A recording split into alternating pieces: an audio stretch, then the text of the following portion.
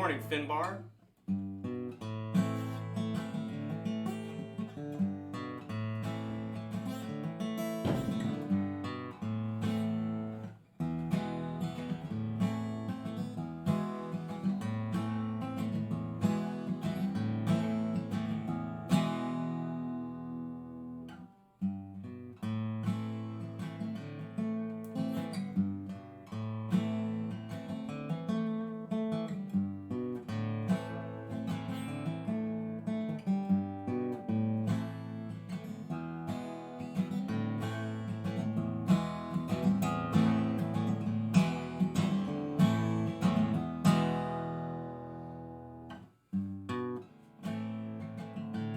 Good morning, Chen.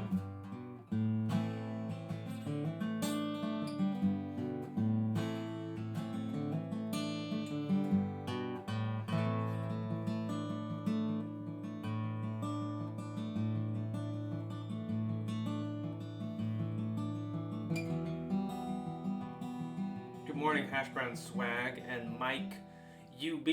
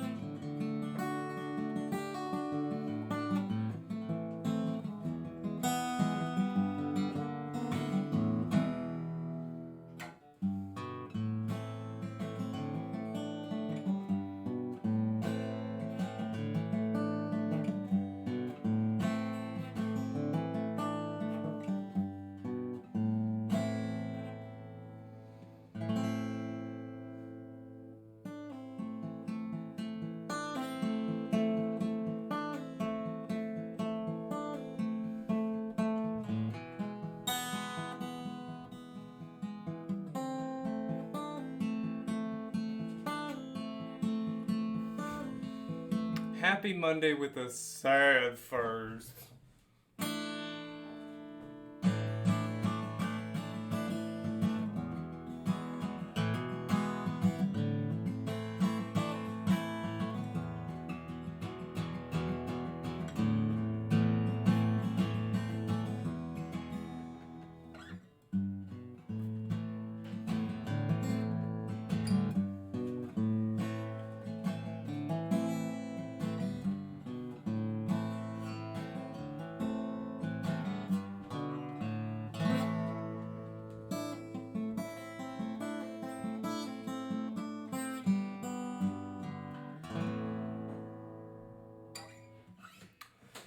It is a rainy Monday, isn't it?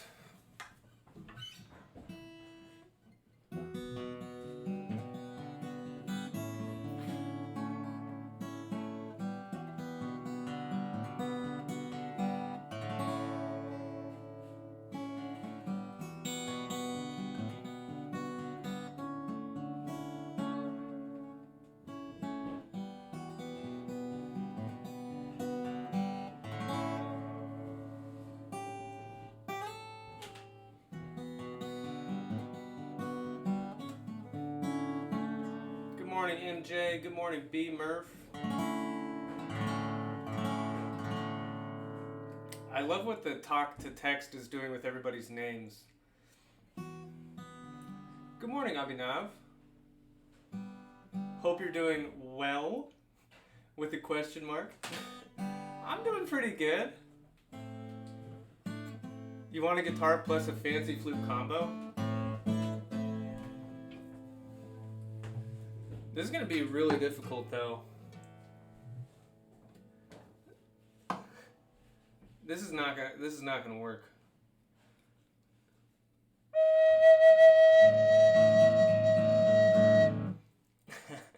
I would need like, the thing is, you need two hands for both.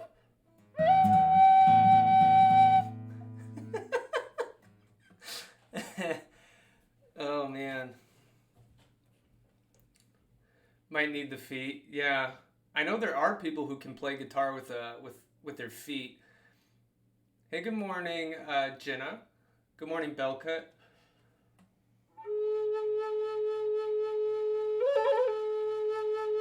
Oh, when I play the flute? What do they do?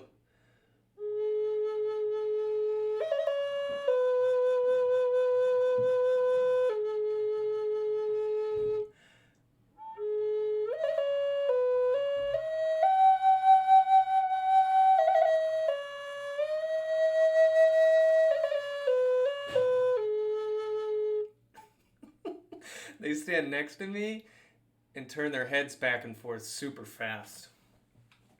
Oh, this is interesting.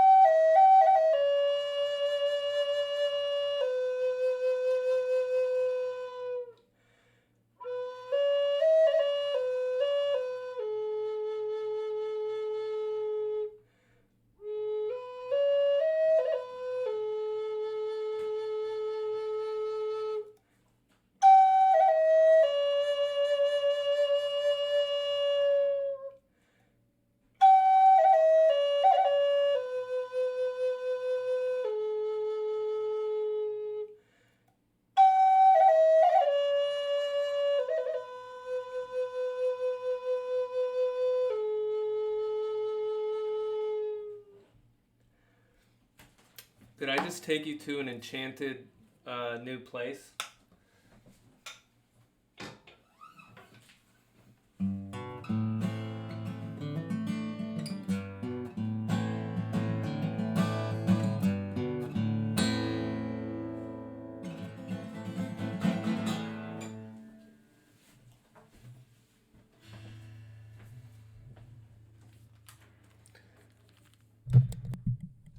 How are you guys doing this morning?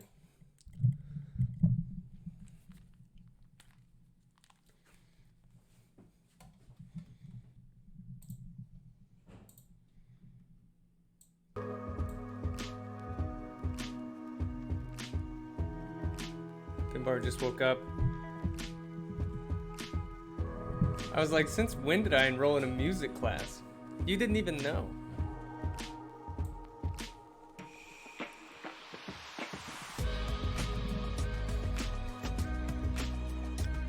Jenna's on campus today. What lab do you have? Mike just got a cup of coffee and some breakfast. Hey, cheers to you, Mike. Same here. Oh, is that the Aero lab?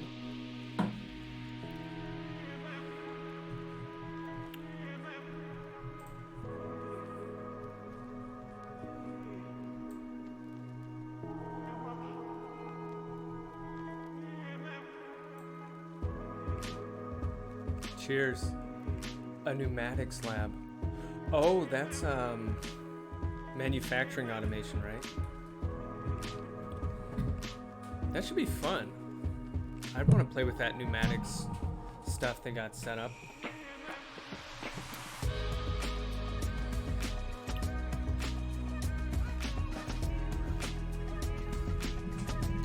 How'd the project go for you guys?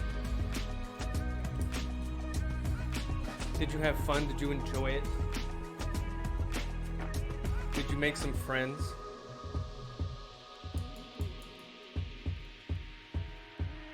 Still haven't prepped for your lab? Okay, cool. Who has the fastest time? Well, Gary, it's not like it's not purely pneumatics, but they definitely, it's a part of that manufacturing automation. Yeah, it seems like a fun class.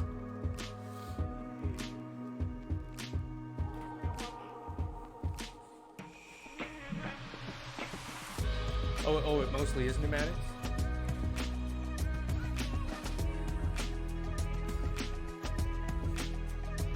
Excuse me. Guys, what I'm thinking for the project, I want to see, okay, 9.63. What I'm thinking is, if you guys, because I'm curious who has the fastest And I'm curious just the different combos you guys came up with. What I'm thinking of doing is sending out a Google survey, and if you want, like this isn't mandatory at all, but if you want, you can put the information about your car in the survey. I can like look at all of them, and then maybe on Wednesday we can just look at the different creative things people came up with, because that's kind of the goal of this project. See what stuff people came up with. That's fun. Wyatt says, Dr. Estes, are you teaching any tech electives in the spring? Yes. I'm teaching digital control systems. If you like dynamics, that's a good class to take. We have a good time.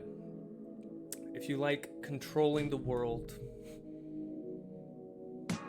Mike said, I tried to do some optimization, but it kept giving an error on some gear ratios. Offworlder Radio says, is it the same format as this class? Yes. Yeah, digital controls will be something like this, because it's still going to be online in the spring. And so, heck, I'm still going to do it on Twitch. And Krista says, what tech electives don't use MATLAB? That's a good question. I know my tech electives use, it's going to be more MATLAB. If you do digital controls, you gotta accept that there's going to be MATLAB. I know some of you are like, no. So that might turn you off to it.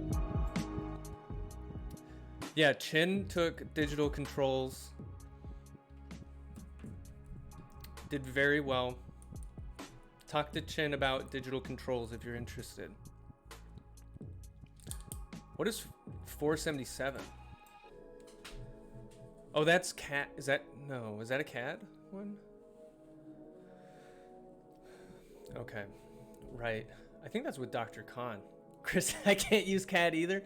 Krista, you gotta learn your programs.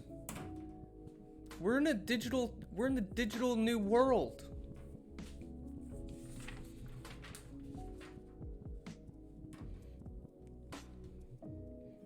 You can. Don't say you can't.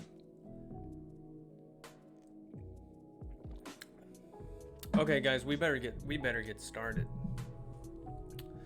Okay, let's do will most classes be remote? Yes, I think so. I think that things are not changing quickly.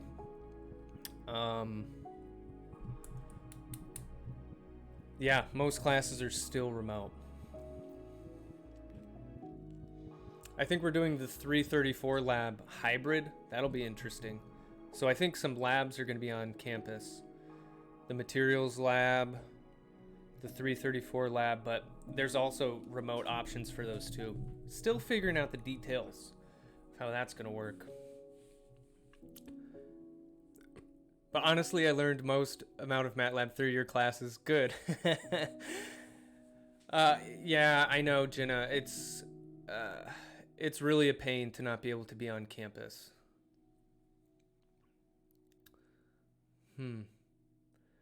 Abhinav says, the difficult part in the project was to reason why one value of a torque/gear ratio dataset was more optimal than the other.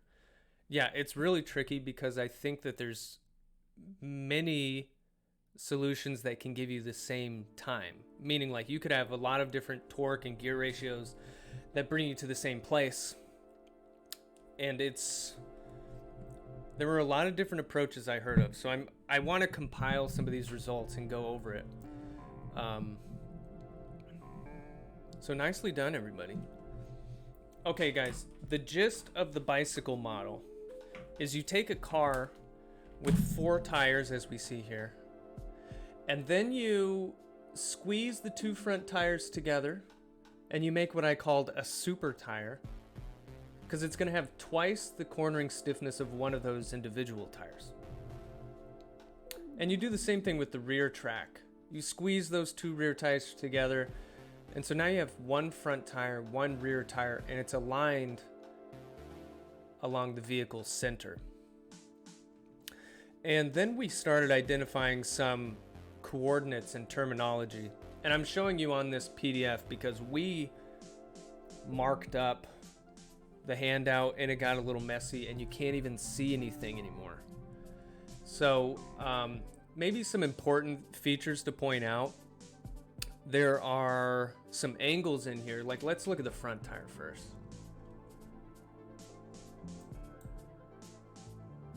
Let's look at the front tire first. So this is the steer angle, delta. That's just how much the tire is steered from the longitudinal axis.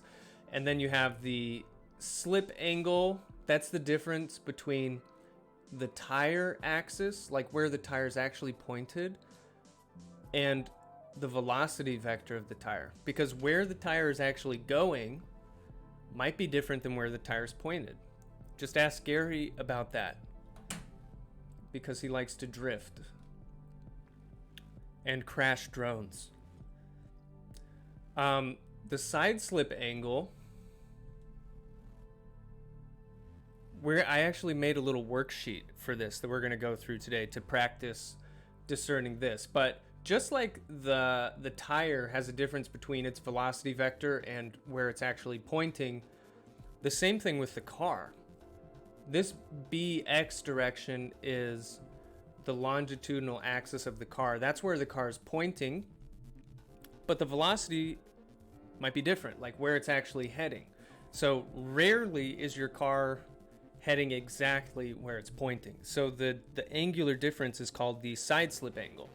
And this is a positive side slip angle because it's measured, well, right here you see it counterclockwise, but the BZ axis is pointing into the page. And so this would be, oh, wait. We're seeing this clockwise right now. Sorry, I don't know how a clock works. What would this? This would be like 1 o'clock or something. But if you look at this rotation about the axis going into the page, this is actually counterclockwise, and that's why this is a positive slip angle. Okay. And we have a slip angle at the rear tire as well. So I think the important thing to point out here is all these different slip angles, and whenever you make slip at a tire, that produces lateral force. That's how we turn. Your tire deforms like a spring and it pulls your car in different directions. And then what we did, since we have a free body diagram right now, what we did is we applied Newton's laws and we summed the forces in the body X direction, in the body Y direction, and then we did the moments about that Z axis that goes into the page. And this is where we wrapped up last time. We applied Newton's laws. And so we're going to pick up from right here, because this is where these equations, they look pretty relatively straightforward right now. They're going to get a little more complicated.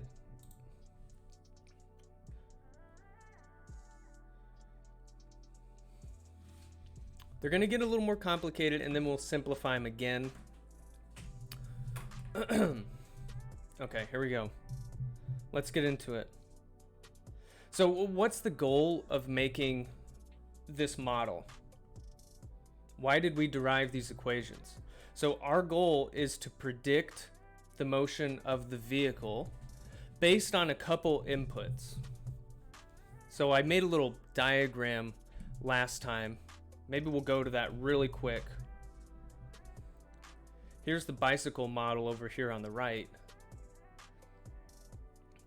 And basically, if you provide the tire inputs, the tire forces, the bicycle model returns to you the vehicle motion. So that's the purpose of this model. It's to predict vehicle motion. And if you can predict vehicle motion, you can control it. So this is what's being used in autopilots on a Tesla, for example. They have this model built into the control system. Likely the model is even more complex, but this still does a very decent job. You can still do autonomous driving with this model. Okay, so our goal of making this in the first place is to predict the motion of the vehicle. So specifically, what does the motion mean? That means, like, I want position, I want velocity, I want its orientation, I want its angular velocity at any time. So in order to define position, velocity, orientation, blah, blah, blah, blah, blah, we need to relate these equations to an inertial coordinate system. You've heard the word inertial before. Like, all that means is a fixed coordinate system that doesn't move. It's just stuck to the ground. When we do Newton's laws, we define motion relative to a fixed point. Okay. Because right now, all of our equations of motion are with respect to the body frame. Okay, let's get into this a little bit. Okay, I'm just going to show you this picture. And we've looked at this picture before. When you define the motion of a vehicle, usually we use 3 coordinate systems. The first one is this inertial frame, or the fixed frame. And so the point of that frame is just to give us an anchor point, something that's fixed and doesn't change. And then the second coordinate system is the polar frame. And it's located at the same place as the fixed frame, which is this point O. That's the origin of the fixed frame. But the unique thing about the polar frame is it has this ER vector. And if you look at it, it's always pointing at the CG of the vehicle, which is point G. So we can define this position vector, the vector from G relative to O. It's defined really easily using this ER vector. So that's kind of the point of the polar frame, to make a really easy way to define the position of the CG of the vehicle. But there's another point of the polar frame, which is, as a car is moving around, you can always define like an instantaneous radius that it's traveling along. Like you could, what I'm saying is you can create a circle at any instant in time. So, and that circle is going to have a radius relative to the fixed frame. And if you're turning, like right now this is turning right, but if it turned left, I could start creating another circle about a new origin. So I guess we'd have to make a new fixed frame at that point. But the idea is you can always imagine that a car is moving instantaneously about some circular path. And you can define the radius of that as r. So if you're moving on a circle, you can define your velocity as being tangent to that circle, and the e theta axis of the polar frame, it's going to be pointing in the same direction as your velocity vector. So that's why I kind of superimposed the polar frame on the car, so that you can see that this e theta direction, it's pointed in the same direction as your velocity. So that's the point of the polar frame. That's our second frame. It makes it easy to define the position and the velocity of the car. Okay, so our third frame is the body frame. And that's to define the orientation of the car relative to our anchor point here. So the polar frame defines like the position of the CG, but we know that the car might be rotated about the CG, especially if you're drifting. And so that's why we need a body frame. So we got 1, 2, and 3.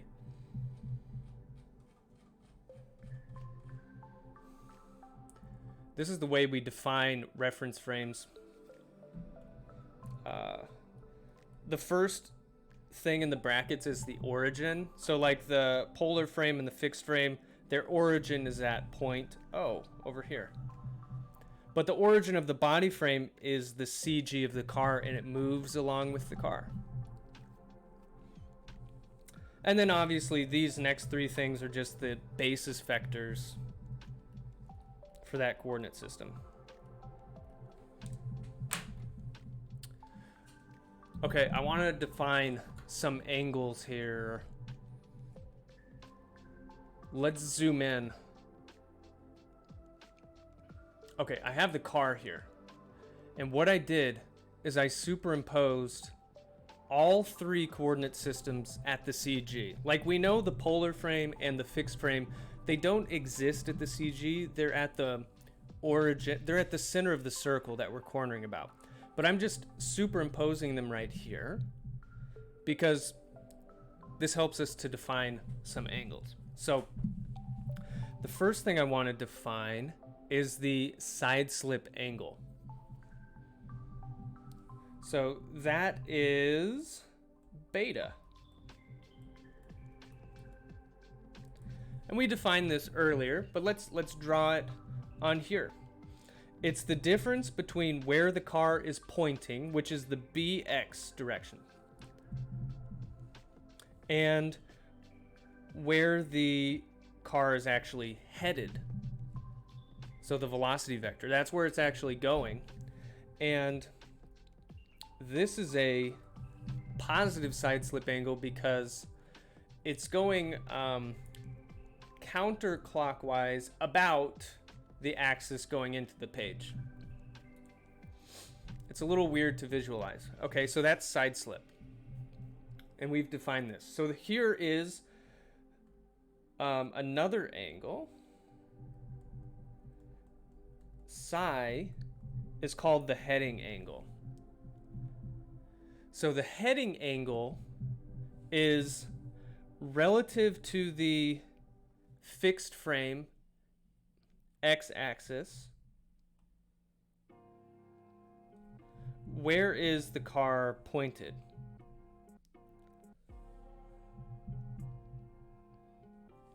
And this would also be positive right here, because FZ, the z-axis of the fixed frame, is going into the page. So this is also defined as a positive heading angle.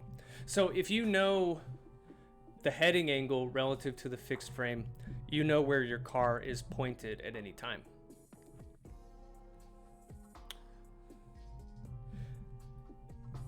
Now, as you take a corner or something, the heading angle changes, right? So if you take the time derivative of that heading, we define this as the yaw rate.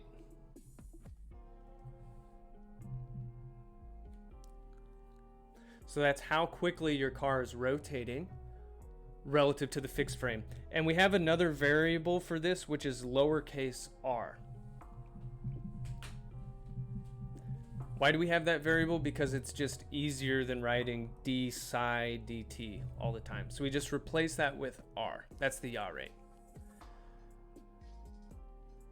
Okay, what I want to do, I want to quickly jump over to a worksheet that I posted this morning. Because I posted it so soon to class, many of you may not have had a chance to print it out or download it, but that's okay because you can kind of follow along here. But what this worksheet is, I call it side slip practice, but the purpose is to just practice some of the angles that we've defined here. So I have a police car and some strange exotic sports car. I don't know if it's a real vehicle, maybe it is, but they're cornering around this circular thing, and I want to define the slip angles for each of these. Aventador S? Who makes that? Very nice. Let's first define the side slip angle on these things. And let's Lamborghini. Okay, so we have a police car and a Lamborghini locked in a battle. Let's define the side slip angle here. and let's define if it's positive or negative. So this police car is making a left turn, and it has its nose pointed into the turn. The side slip is the angle from the longitudinal axis to the velocity vector. I think they're going to crash. Hold on a second. Oh my goodness. They're kind of playing a game of chicken. Yeah, I think you're right. So this is the side slip angle in here, right? Is this a positive or negative side slip angle? You have 4 chances today to get this right.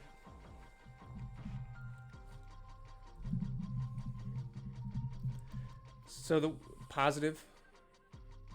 Positive. Yes. This is positive. So like when you're looking at a car from the top, if it's going clockwise, that'll be a positive side slip. Okay, so now let's look at this one. Okay, so now we're still turning left, but we're nose out of the corner. Side slip still measured from that longitudinal axis to the velocity vector. Now what is it?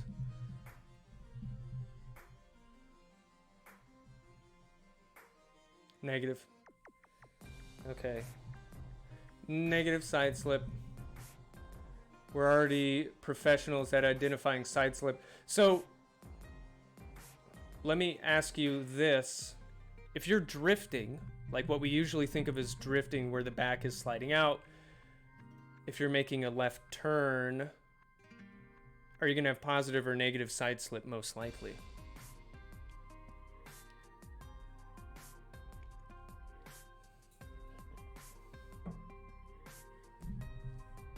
MJ says positive.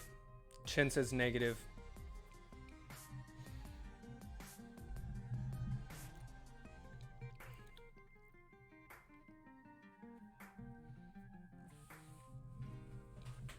I think usually we're dealing with a case like this if you're drifting through a left turn. Doesn't it depend on the direction of your drift, left or right? Off-worlder, excellent point. Excellent point. Let's keep going, because so the question is like, what is the side slip angle, positive or negative while you're drifting? It's going to depend on the direction that you're cornering. In this case, this is like a drifting scenario. Like you probably have the back tires like smoking, they're sliding out. You're probably counter steering to try to prevent the nose from tilting in. So in this case, your side slip is positive. But we might find something different here. We have our Lamborghini Aventador turning left here. Okay, let's define the side slip positive or negative here. So it goes from the longitudinal axis to the velocity vector. That's our side slip. Is this positive or negative? Maybe I'll bring in some of these other ones for reference.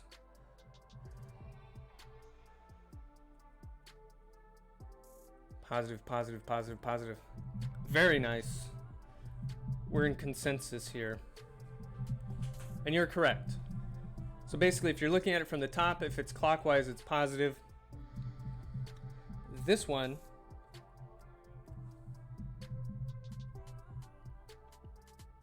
negative, right?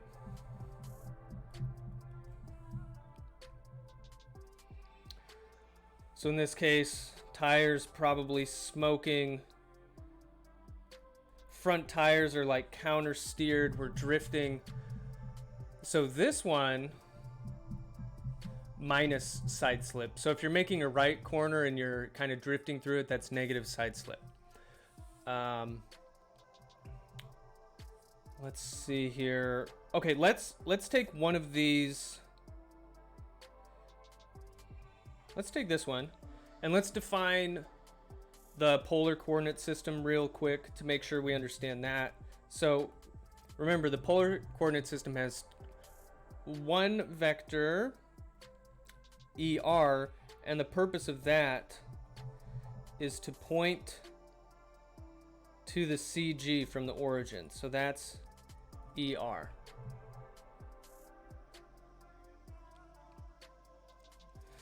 And the other coordinate for the polar coordinate system is E theta, and that's meant to point in the same direction as the velocity that's tangent to that circular path. So that would be, if I try to draw them like parallel, it's like this. So you can see as this Lamborghini is drifting around, this coordinate system is going to rotate with some angular velocity relative to the fixed frame. Let's see here. We already have one of the body axes defined, the longitudinal axis. There's also a lateral axis for the body frame, which is always pointed to the driver's right-hand side. BY.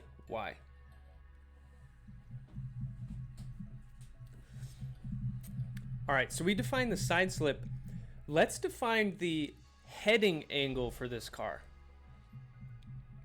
Now, if you remember the heading angle, let's go back here really quick. It's measured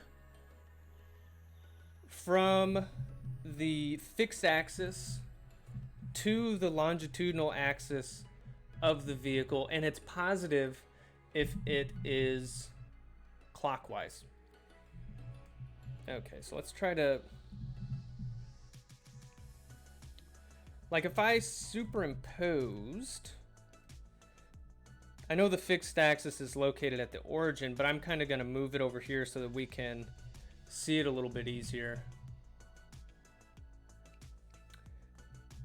We could define the heading angle if we go clockwise all the way around here back to the fixed axis. That would be the positive heading angle. But probably we wouldn't use that huge angle. I don't know. Instead, what we could do, I could go this way, and that would be my heading angle, but it would be a negative number this time. And if you had one of these or the other, you could calculate the other one because you know that the angle has to add up to 360.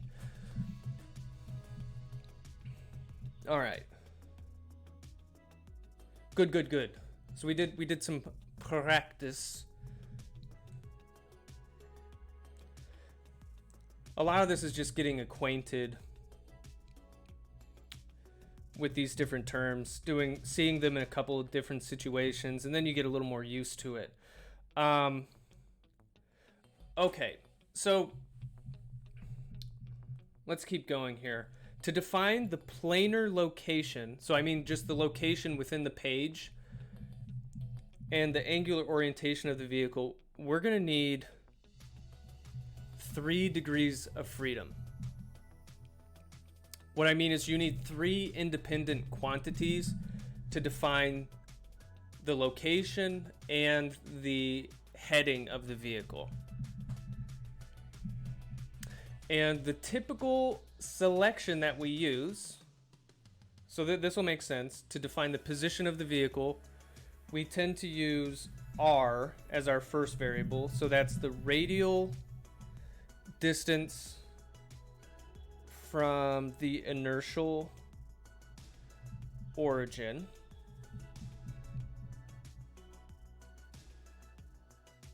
The next variable we like to use is the heading angle. So I know the distance from the origin. I know where the nose is pointing relative to the origin. But we also need the side slip angle. These are the popular 3 variables that we use to keep track of everything. So up above, in our equations of motion, we had mass times acceleration is equal to the sum of forces, right? So what we're going to do, we're going to take these like generic acceleration terms and we're going to write them in terms of these three variables. And that's going to result in some pretty massive expressions. But it is what it is, and we'll simplify it later.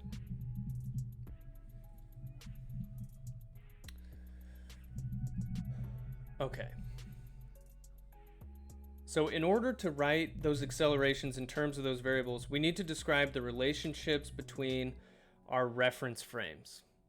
And we're going to use some coordinate transformations to do this. And a lot of these details I'm just going to blast through because I don't expect you to know all of these ways to do kinematic analysis, but I do want to show you the details. So if you're interested in like where this comes from, you can go back through this a little bit in more detail. So we need to define how our coordinate systems move with respect to each other. And a big part of that is their relative angular velocities. Oopsies.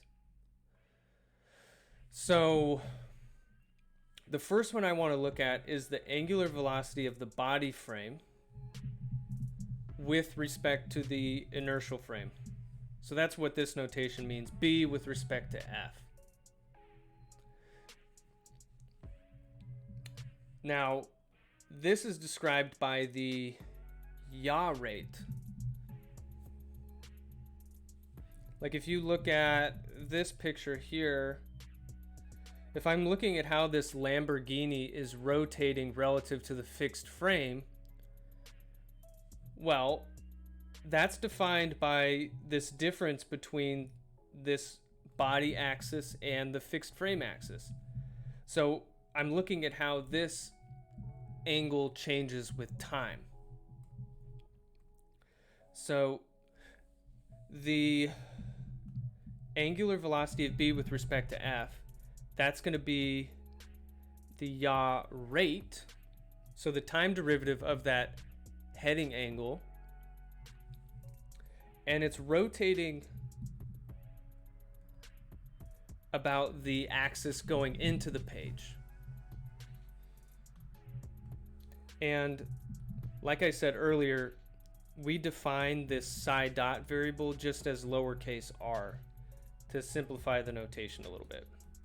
Okay, so this describes how the body frame moves with respect to the fixed frame, the inertial frame. But we have another frame that moves. So we have the polar frame. And let's define how it rotates relative to the body frame. Well, going back to the picture really quick, the polar frame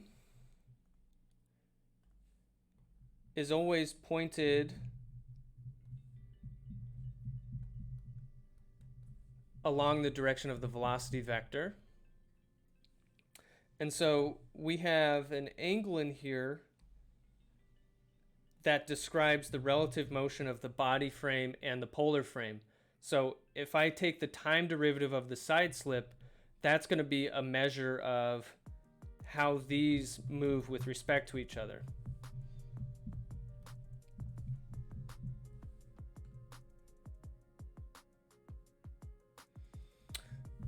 So the time derivative of the polar frame with respect to the body frame, this is the time derivative of our side slip. And this also rotates about the vertical axis.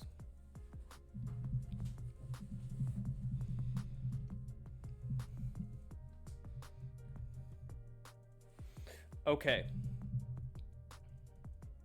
Let's do one more of these angular velocities because we're going to need it.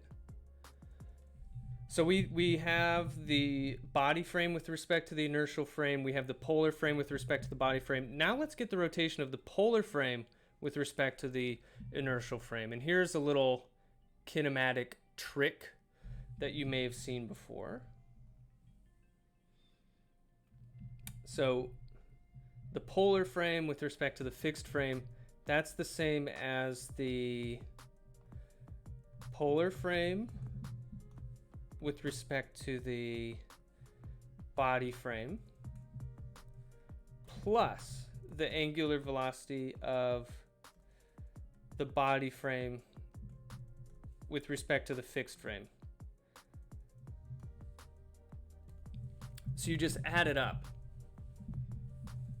And this gives you the overall angular rotation between the polar and the fixed. So we can just take our two results from up above. So the first one, polar with respect to body, that's beta dot, and it's about the vertical axis. And then the other one was, let's use the variable r. It was r about the vertical axis. So I can just throw that in here, and they're both about bz.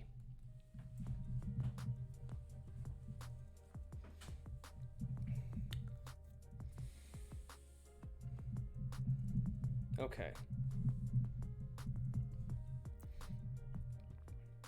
So this is why we need this. I'm gonna like blast through this next part. If you've taken some intermediate dynamics or something, you'll love this.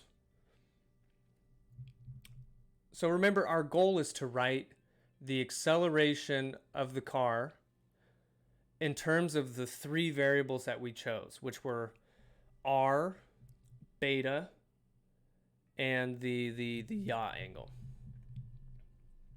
So to get to the acceleration, we have to start with the position and then differentiate with respect to time until we get to the acceleration. And by the time we get there, you'll see the expression will be in terms of the three variables that we chose, because we're going to be writing all of this in terms of those three variables. Okay, so the position, the vector from G to O, it's just whatever that radius is along the ER direction.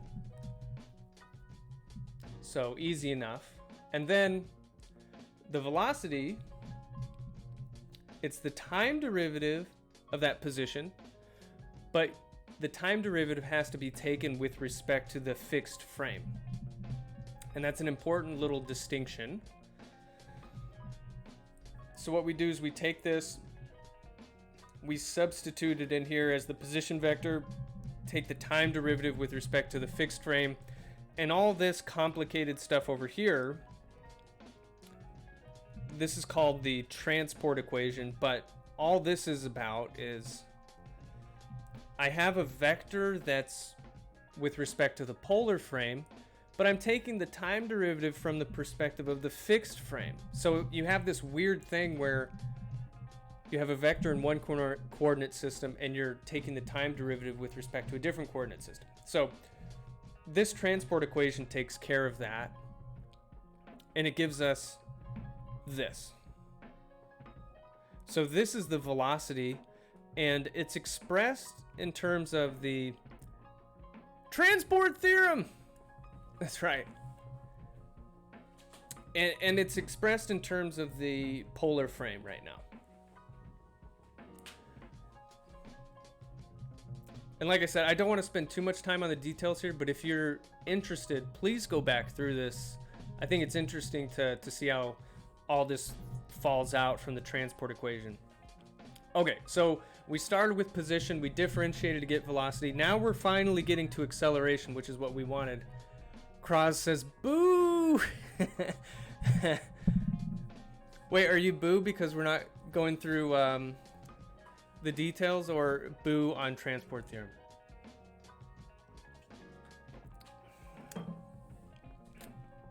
All right, so acceleration time derivative of velocity. Flight dynamics lecture one. Oh yeah. Yeah, we're doing a lot of this in flight dynamics. Okay. So this transport theorem is no bueno. Hey, that's all right. So all of this is the transport theorem applied to our velocity vector. So our velocity vector, it's expressed in the polar frame, and you'll notice it's plugged in here. And I also plug it in over here. So it's just using the transport equation again. And you calculate all of this out. Okay, we're gonna fill in this final result though. Oh, whoops.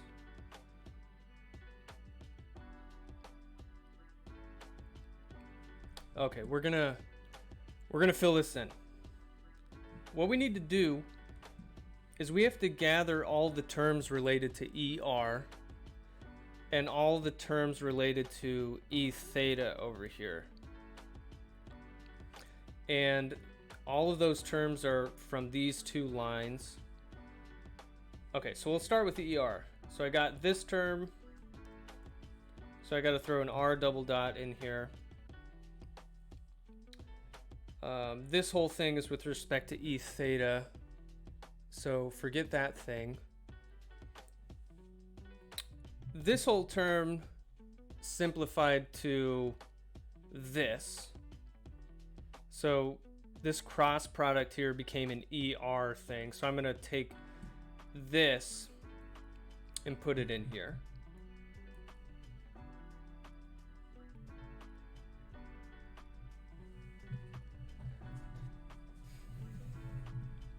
Okay, and then this is E theta R dot.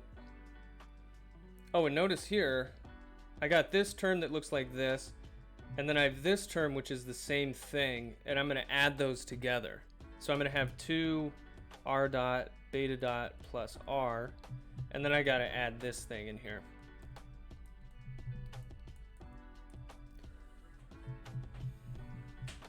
Yeah, I know it turned into a huge expression here.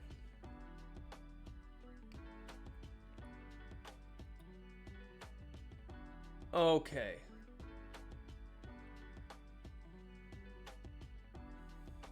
Okay, and we're not even done yet. We're almost done. So the last thing we're gonna do, and this is why I'm blasting through this. This would take a long time. We're gonna write the ER vector in terms of body frame vectors, because we have to relate this back to the body frame. So for ER, I'm going to substitute in this expression, and for E theta, I'm going to substitute in this expression. And when you multiply all of that out, you get this huge thing. Okay, let's just break this down really quick.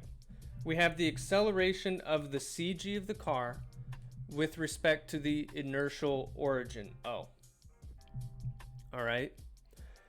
And the acceleration in terms of the body coordinates, we have some acceleration along the BX direction, and we have some acceleration along the BY direction. So the acceleration along the BX direction, we'll call it ABX, and the acceleration along BY, we'll call it ABY. Now, if you go back to, let's see, this. If you go back to when we first were doing Newton's laws for the bicycle model, we said the mass times the acceleration along BX is equal to these forces. The mass times the acceleration along BY is equal to these forces. So now what I'm saying is,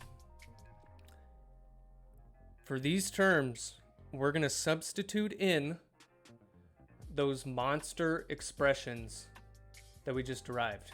You just shove all of that right in there. And I think I do that here. But notice, our goal was to derive those accelerations in terms of r, beta, and the heading angle. And if you look in here, you're just going to see those three variables plus some derivatives of those variables. Okay. So when you substitute those in, you get the finalized bicycle model, which you might find on a Tesla or something. So all I did was I substituted in ABX, I substituted in ABY. This is the full equation of motion.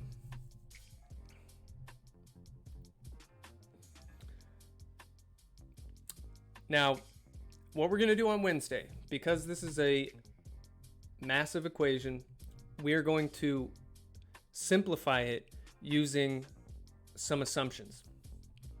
Now, I know some of you, for your graduate project, some of you graduate students, you're interested in looking at some autonomous driving or some estimation problems, stuff like that. You might want to use this full model. So this will be a resource to you. This is kind of like a major result of vehicle dynamics that a lot of results are gonna follow from. So we had to go through the hard work of getting to this point because a lot of the vehicle handling results that we're gonna get in the next like 2 weeks, it starts here. So we had to do this. We had to go through the pain.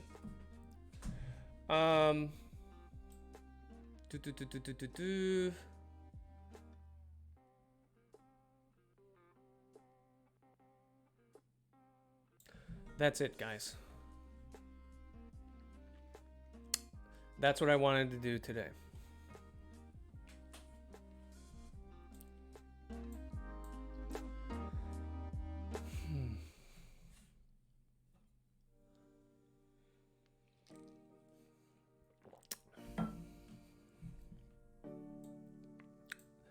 That is what I wanted to do. Did it stop raining yet?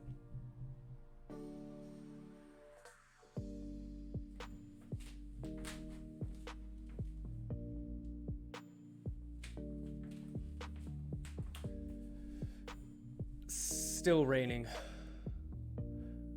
Lewis says, why we use in paper direction? Oh, you mean like why is the axis pointing into the page? Because it's not actually, it's the fault of the Society of Automotive Engineers. It comes back to this coordinate system.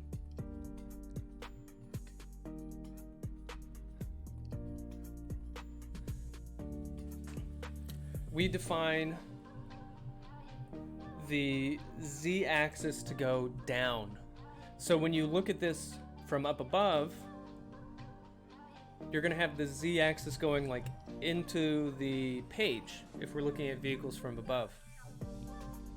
Actually, aircraft use the same coordinate system, and road vehicle dynamicists stole that convention from flight dynamicists.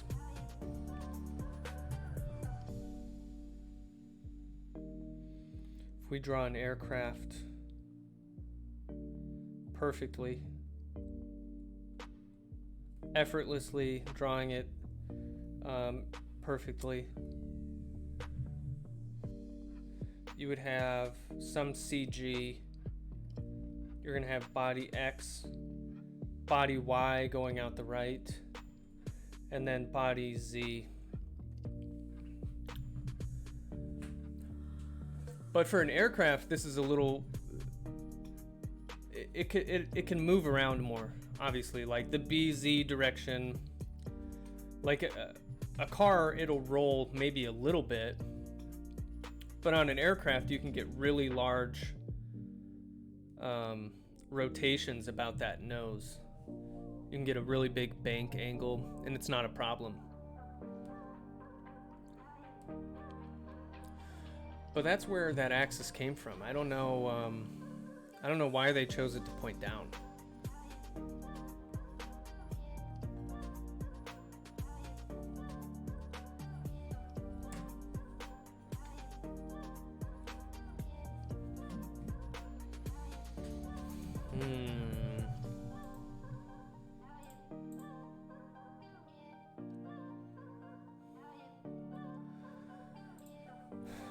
Do you guys, let's see.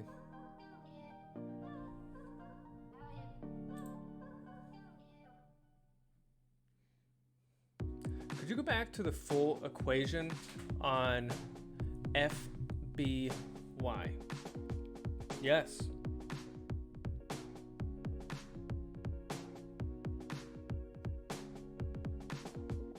You're talking about this one?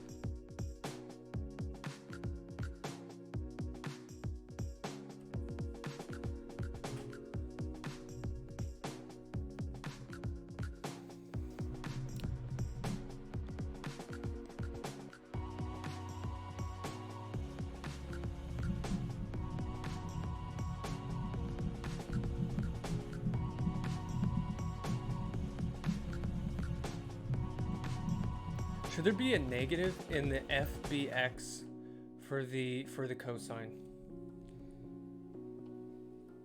So you're talking about this right here.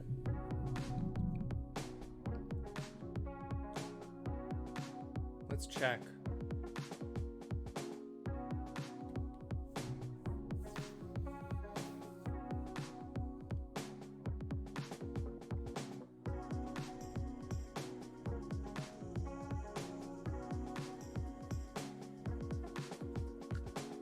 Okay, so I put it here. Let's see.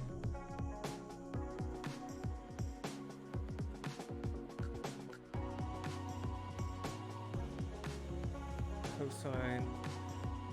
So when we're going, so we started here.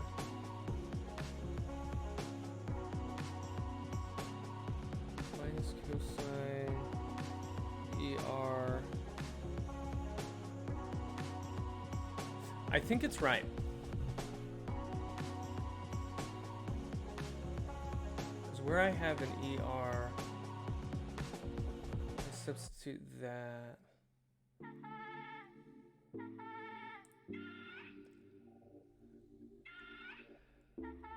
Oh, don't worry, don't worry. That's why I want to show these two, because you can, if you're really interested, you can go back. You can trace this out, and like even here, I didn't show every single detail.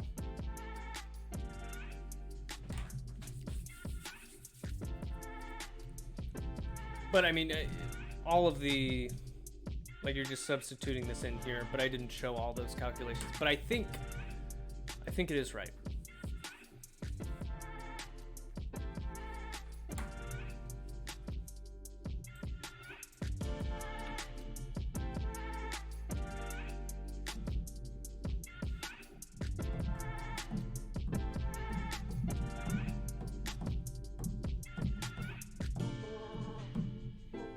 Hey, thank you. No problem.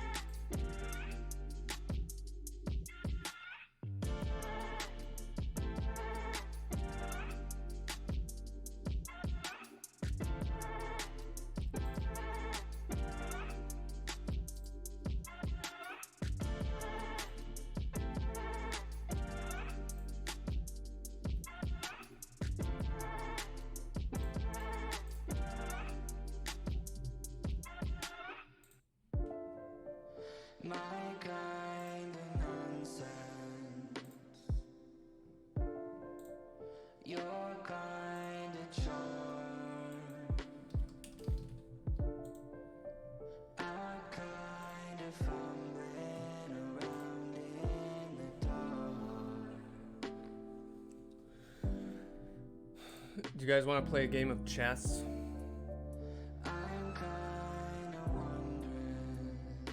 I just started playing chess.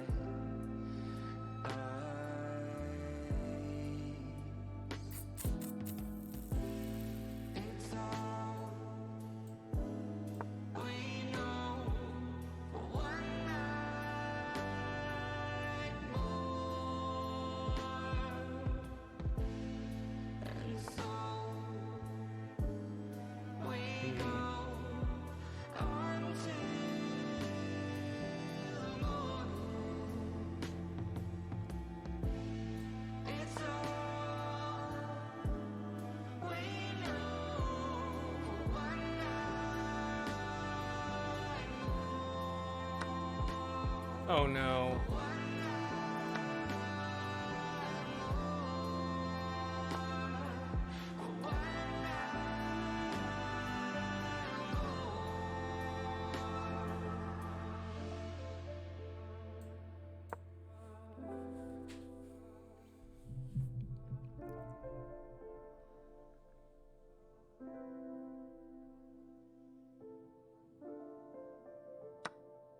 Oh no, no, no, no, no, no, no.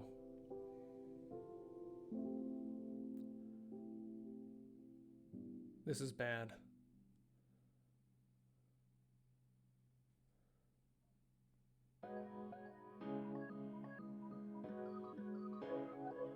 This is not good.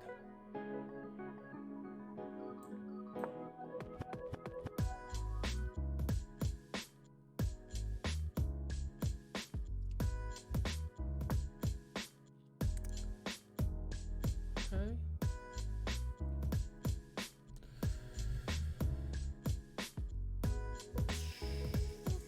Let's do that.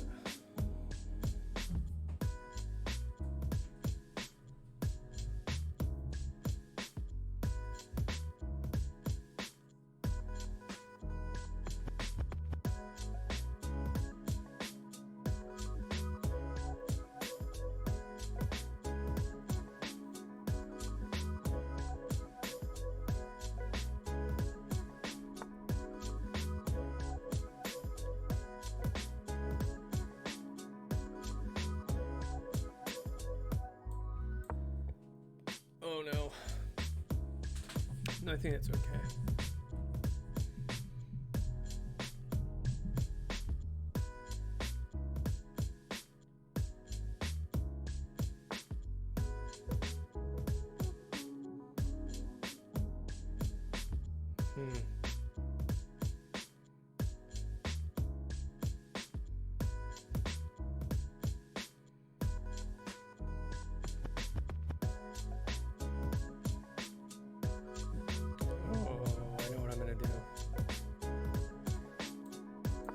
I know what I'm gonna do.